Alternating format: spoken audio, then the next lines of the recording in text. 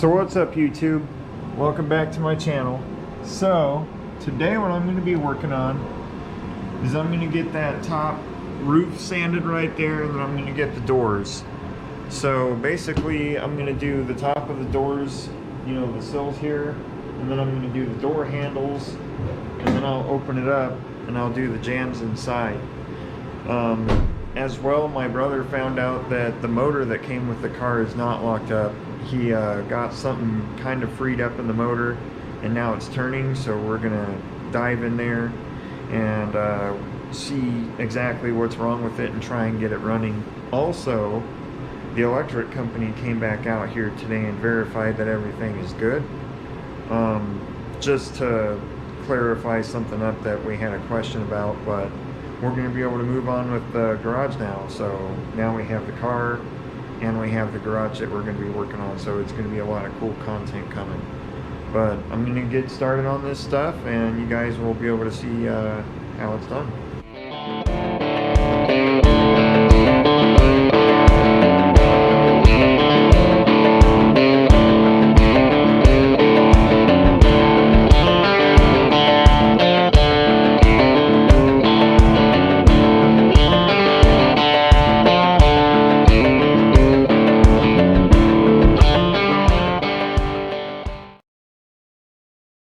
Well guys, so as you can see, I've been doing some sanding on the fender. And this is a high spot right here. And then what they did was they just, either this is a high spot or this is really low.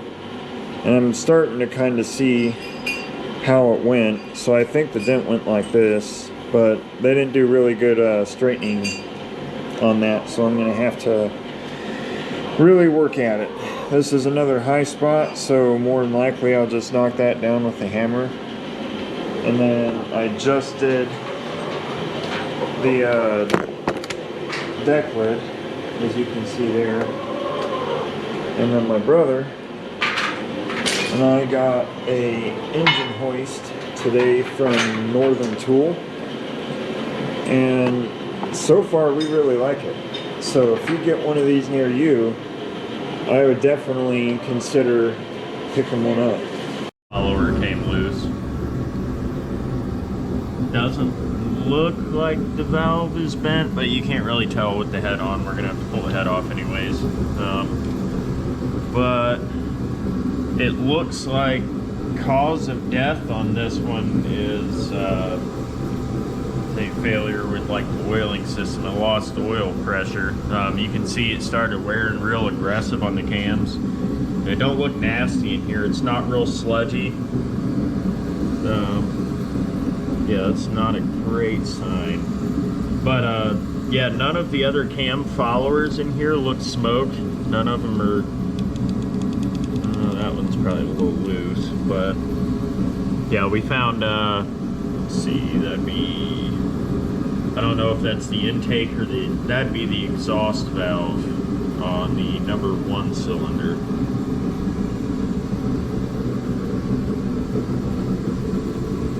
Yep, one of the exhaust valves. Now, I'm not convinced that it smacked a valve, just because the follower for the other valve is still in place, so I don't think that the piston came up and smacked the valve. We did actually accidentally get the engine to unseize and turn over when I was getting the torque converter off. So I'm thinking it ran out of oil pressure and seized up. We might have lucked out, maybe it happened at idle and it didn't, you know, have a lot of load on it, didn't have anything super catastrophic. I haven't taken off the pan yet, but just peeking through here with the light, I can see just some little shavings, but it looks like it's all bearing material. I don't see any big chunks like a part of a valve or a piston. Also on this valve, it's still got the retainers, the hat. I don't think it bent anything, but next we're gonna pull off the timing set, take off the camshafts, and then we're actually going to just take the heads off, spin it over, knock the pistons and rods out of it, check all the main bearings. Hopefully be able to do bearings, Get some camshafts probably. Unless we can clean these up, we'll have to see. Some of that I can feel with my fingernails. So unfortunately, these might be smoked, but we'll see. We'll probably just get new ones just to be sure. Yeah, but hopefully rods and bearings, and she's good to go. The timing set does look like it was done recently. It looks like it has a fresh oil pump in it. Could be wrong. Could just be clean. But that looks like a brand new oil pump. So that kind of makes me wonder if, I don't know, maybe they didn't have the best insulation on the oil pump, or maybe it got contaminated while they had it apart, or you know, there's 100 different things it could have been. So just got to take everything apart and try to figure out what you can figure out with it. If there's another underlying problem that maybe they were trying to solve, you know, we don't want to do the same thing they did and have it blow up again. So. But yeah, we'll get to work on this sucker and we'll figure out exactly what's going on with it. And I'm pretty sure you guys have noticed that I did put a few more lights in here, so we'll be able to do a lot more live content instead of just, you know, doing updates when stuff is already like halfway done. So that'll be cool. But we're gonna get to work on this motor and we'll show that in the time lapse.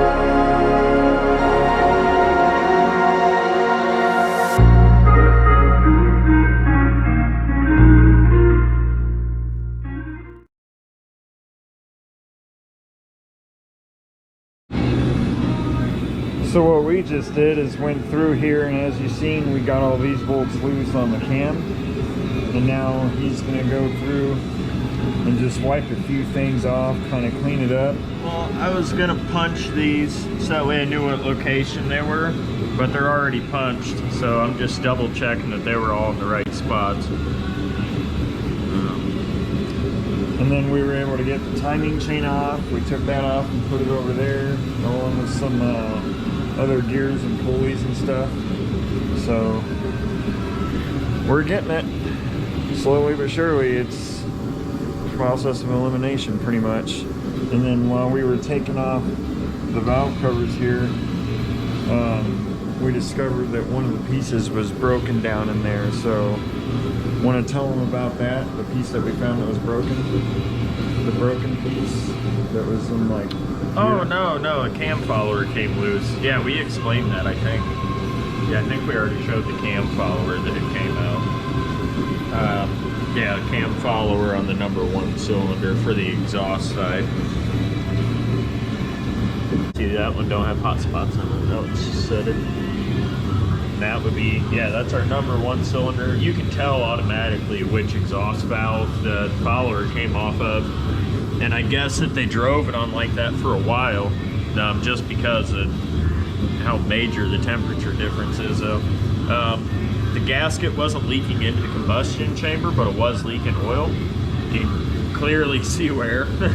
And you can actually see it on the head too. So it wasn't getting into the combustion chamber. At least it doesn't look like it. They all look pretty even as far as carbon goes. But we should be able to reuse the gasket, clean that up. I'll have to double check and see if this is fine once it's compressed. But it looks like they rebuilt this engine. They put new head gaskets on it. The heads are clean. They look flat. I'll have to double check that. But it looks like they, you know, oil pump, water pump, new timing set. They did a lot of work, and you know, they rebuilt this engine. But I think they put, I think they actually got some stuff into like where the timing chain tensioner is. Because I found some debris in there and it was actually stuck in place. I couldn't just slide it out like you're supposed to. So I think that's why it got starved of oil, is I think they rebuilt it and they didn't do it cleanly. They got stuff into the oil, and so we're gonna try to avoid that as best we can when we go to reassemble it. But that's just one head. That's not the entire story. But now that this is off, I can try to get these studs out. I didn't worry about taking the manifold off because, to be honest, we really don't need to if we can get these old broken studs out. So I'm gonna try to weld a nut onto them and then back them out that way. So weld a nut on this side, cool it real fast, flash it so it breaks loose. Hopefully back them out. It's not always a success. It's kind of 50-50 shot on them, but that's why I got starved. Oil pickup tube picked up too much bearing. So what we just did was we took off the oil pan, and we discovered that there's a lot of sludge in the bottom of the pan, and then there's a lot of metallic as well. And then we discovered some metal chunks in that. Oh, a lot of metal chunks. She's packed. Chunks. Oh, what's that? But yeah, it's... Oh, that's that missing piece of the chain guide. Yeah, we found one guide looked like it got smacked maybe by a link of the chain when it when that tensioner failed. Yeah, you can see brand new water pump that you can see where the chain was rubbing on it. And then you can also see where it's rubbing on the oil pump there and rubbing on it there. And yeah, that thing's, yeah, you see just chunks falling out of it. Alright guys, so do you see that bolt right there? That is some major sludge. Like crazy. That's what I was talking about, was in the oil pan almost.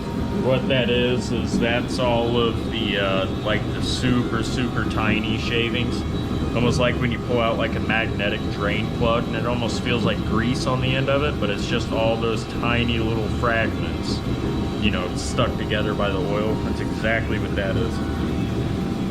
Yep, so we'll have to get that all cleaned up. But this is what the inside of it looks like. You can't really see that good, I'm sorry for the lighting, but yeah.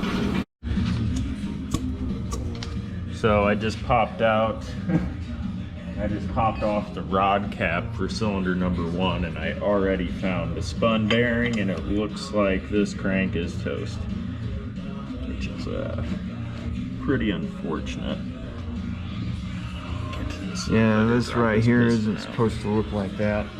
No, at all. It's supposed to be just like shiny and look clean, but if it's like that, then you know you have a serious problem. Well, let's see if I can get the bearing out for you guys. Now these are supposed to look smooth. They're supposed to be smooth, evenly worn. You can see discoloration in the crank. Actually looks like that's fused a little bit. There's number 1 piston. Piston actually don't look bad. Rod's still floating on it.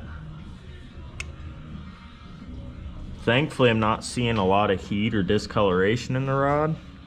But as you can see, this bearing actually got smashed. Ooh, yeah, she's stuck in there. Yep, not what you want to see. So I take it they're just supposed to fall out pretty much? Yes, they're actually supposed to roll out. But as you can see, they have an oiling hole, and oil actually flows through the crank, comes into the bearing, and then it's supposed to lubricate the rod end on the crank. So when that spins, not only does it go out around, because the bearings are made to be round when they're orientated correctly, but then it cuts off that oiling hole, and then the bearings just dry. It's out around. It goes bad very quick. That's why you seize them when you roll one of these. But yep, spun a bearing. That's one bearing spun. I wouldn't be surprised if there's more bearings that are damaged just because it seized when it came to a spot.